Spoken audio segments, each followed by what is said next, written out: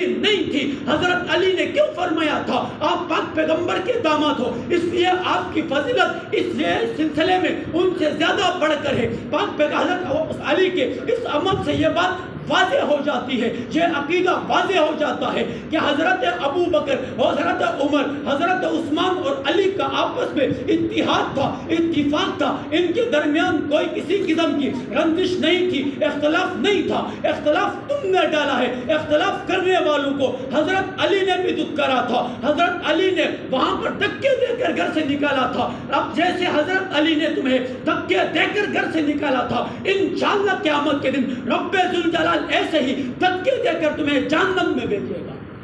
اب یہاں سے انہوں نے حضرت عثمان رضی اللہ تعالیٰ عنہ کے گھر کا محاصرہ کیا۔ جب گھر کا محاصرہ کیا، گھر کے دروازے پہ درمان حضرت حسن و حسین ہے۔ حضرت حسن و حسین وہاں پر در کے دربان ہے، وہاں پر وہ چوکیدار بنے ہیں جہاں پر اگر میں یوں کہہ دوں حضرت حسین کو کرب و بلا کی وادی میں کٹنا کسی نے سکھایا